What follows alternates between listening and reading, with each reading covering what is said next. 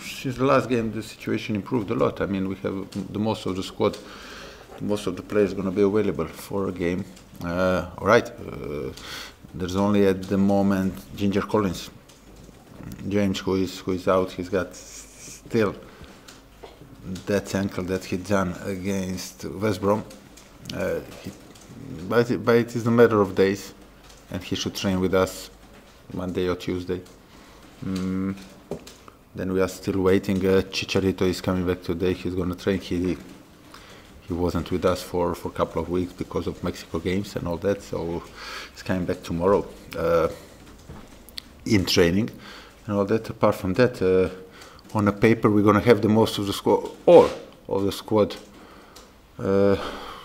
back. Okay, some of them, they only started to train with us on Monday and Tuesday, so they're still not completely fit. But it's a good situation if we are talking about injuries. Not only about injuries, but also some players who played the last game, let's say against Swansea, like Lanzini, like Antonio. We use this international break to work on their stamina, to work on their fitness, and to be fair, we mix this break with like a combination of days off and to rest them and to work on their fitness, and we've done it really good. We train really good, and so those couple of things are the reason why I'm optimistic before this game. And you've got all your main attacking options really available to you for the first time this season altogether. How much of a headache does that give you? How do you solve that? It's not a headache, you know. Okay, there is also that's another issue. If you are talking about how to put them all or how to make them all happy, but we are talking about long term, and it's always an issue, right? But it's good finally to be in a position that we have, especially like as you said, on those positions, attacking ones or offensive midfield ones, but it's attacking ones as well, to have your whole team, you know. And I tell to my staff, this is I'm not saying they're going to play all, they're going to start all. It's impossible to put them all, of course, but this is like first time that basically we have a possibility to put the team that we were thinking about in the pre-season, you know. This is on paper our strongest team. Now we're gonna probably be in a situation to have that option. Chicharito missed the second Mexico game with a personal issue. Does that impact on his selection or availability this week at all? Well, that's not, but we have to bear in mind that he didn't train with us, and that he is today's first day. You know, the game is on Saturday, 3 o'clock. We play away game tomorrow. We are traveling. He's gonna be at the training tomorrow, and we're gonna see. But the good thing is that he played the first game. He scored, which is always important for the strikers. And then he's gonna train with us tomorrow, and then we're gonna decide what we're gonna do on Saturday. But I'm expecting him to be in the squad, of course. On social media, he denied reports from Spain that he was unhappy at the club. Is that your? He says he's happy. Is that your understanding of it? Exactly. Yeah.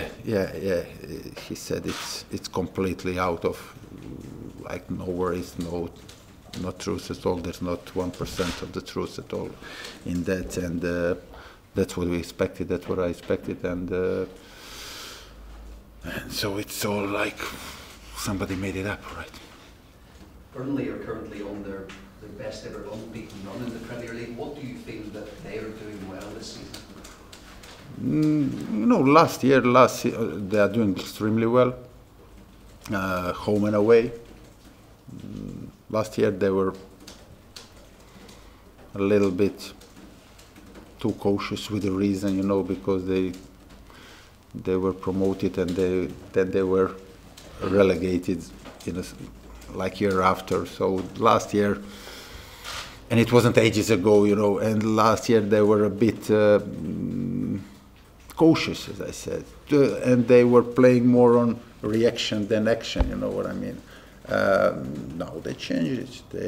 They are still they're still very solid. They are still, when needed, very direct and all that.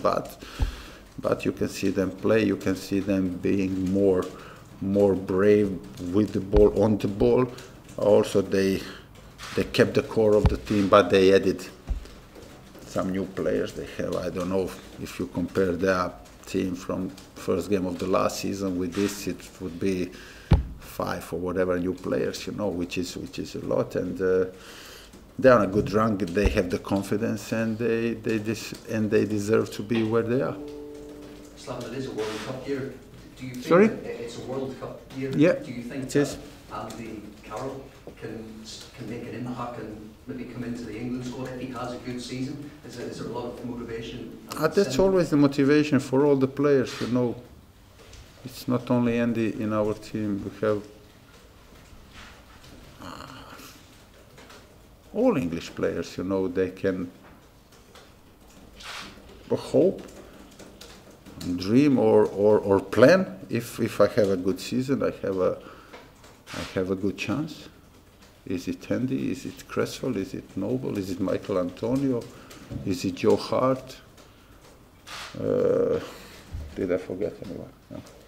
You are not concentrating. So it's like, but it goes for every player from every club. The players are hoping. The players are thinking, especially not only English or British now with Ireland and all that, but also the foreigners. It gets out from you an extra motivation. So it goes the same. It goes the same for Andy Carroll. Of course, we spoke so many times. We spoke about that for Euro 2016 also. You know, he needs consistent. He needs to play well. He needs to score goals or whatever, or make an impact on a regular basis. For West Ham to think about England call up. I don't know if you've had a chance to watch recent England games. What role do you feel Andy could play in that England team? Of course, I watch a couple of games. I watch especially the second one because of Cresswell, because he played. But I watch also the game against Slovenia. What role can he play? Centre forward, of course. Yeah. No, but there's no point of talking about, you are talking extremes about Andy Carroll, you know. He has to be concentrated on club football, and only that will put him in a position that if he plays for West Ham, if he plays well for West Ham, and to force Gareth Southgate to give him a call. Final question, just on Reece Oxford. He hasn't really been playing in Germany at the moment. What future do you see for him at West Ham? You once said he would like to captain the team in the future. Do you see that could he still fulfill those ambitions at some point? Well, he's got that potential, definitely. I mean, that was, and he needed to go somewhere to play more regularly in a good league on loan, so he went to Mönchengladbach. It's a good club. It's a very important club in Bundesliga, and unfortunately, he's still not playing regularly. He's still waiting for his chance, but he's very positive, and I hope and I expect from him, if he gets the place in the starting lineup, first to keep it, and with that, of course, to improve and to come back to West Ham and demand to be a regular player for us. Thank you. Slaven, how well do you feel that Andy Carroll has performed for you since he returned from injury? He's been good, you know. He's very. Andy always has an impact on a game, you know. Is it from the start or or from the bench? And that's exactly what he's been doing for us since he came back from the injury. Of course, we're expecting him to be more fitter, and with fitness, to get more minutes at the pitch, to get more match fitness, and to be better and better. And he's looking better in training now than he was, let's say, I don't know, 2 or 3 or 4 weeks ago, which is only natural because he had a long break. Yeah, he's good. Is there pressure on him to score goals, because he says his game is more about doing the other things, creating goals, taking people out of play. Is there pressure on him to score? There's always the pressure on center forwards. You know, if the team doesn't score goals, then it's always the center forwards who are first of all, they are not happy if they don't score. Second,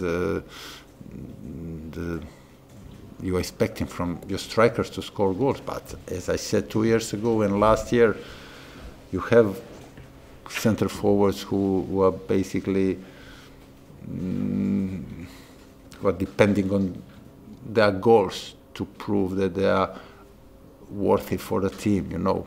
And he's not like that. He's working for a team. He's opening spaces.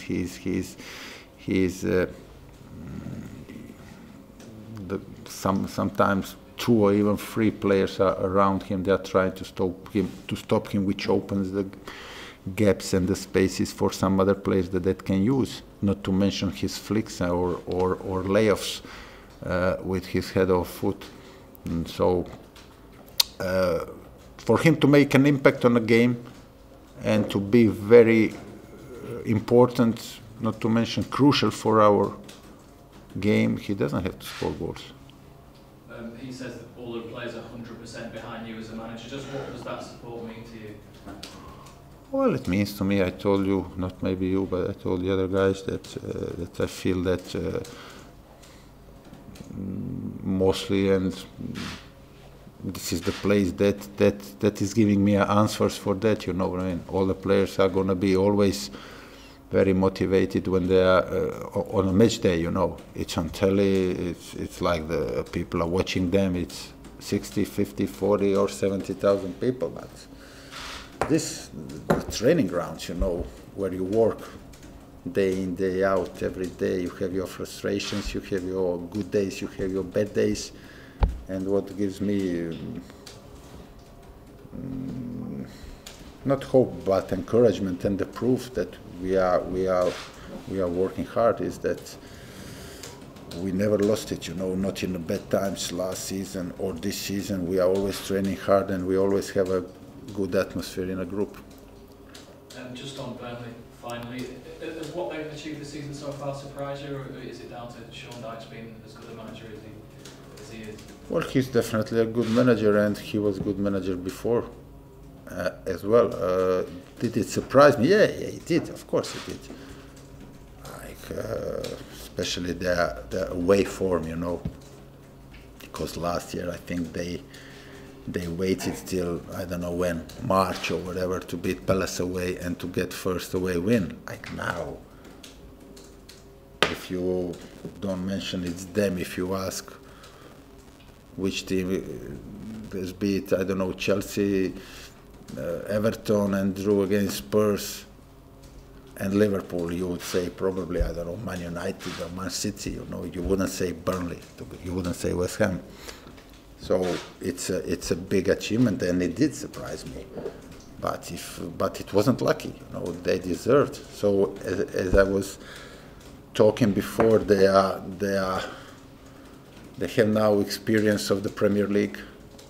I'm not talking only about the manager, I'm talking the players and everything. They've done it last season, so they gained the confidence, they have good patterns. They also changed the team a bit. They got some really good players, and they are playing with more bravery, let's say, and with more freedom when they have a ball, but they didn't lose that kind of a stillness in them and compactness that is still the core of their philosophy. So, very good team, and all the credits, all the plaudits goes to Sean Dyche. You mentioned Sean Dyche there. Is he a future England manager? Sorry? You mentioned Sean Dyche there. Do you think he could be a future England manager? Well, why not? Or definitely, or whatever. You know, it's always good to have the national team, to have a domestic manager. You know, it's like it's not a club. It's like you have to understand the whole nation and the culture and the history and the legacy and the expectations and all that. So he's definitely one of them that has it. And he's young, he looks strong also, you know. Good, and he's got that voice. But I'm joking, okay, I'm joking, but he's doing really a good job. Last year his success was a bit under radar and all that, and he's still at Burnley, which makes it easier in a daily job because you can afford some bad games or whatever. But on the other hand, it makes it harder to get that ultimate recognition, you know. But he's definitely a good manager. You've been an international manager. You watched the Lithuania game, England away to Lithuania because Aaron was playing. I think most people were bored. A lot of people turned the TV off, didn't watch all the game. Why are England boring? From an international manager's point of view, tell me why England aren't playing how Premier League players play on a Saturday. So I didn't see Aaron Cresswell bombing forward and whipping in crosses like he does for you. I didn't see Spurs players playing how they play for Spurs. It's hard, you know, first to have that, to produce that rhythm. You need both teams to play like that, because you can't expect one team to run like crazy if the other team is slowing the tempo of the game.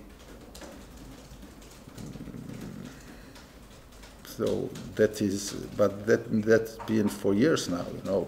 That's why also sometimes, even in a Champions League, not to mention Europa League, you see English teams, they can't get in that kind of the rhythm. It's not the grass, you know, it's not that, it is you need both. And but I think they done well. Look, they qualified.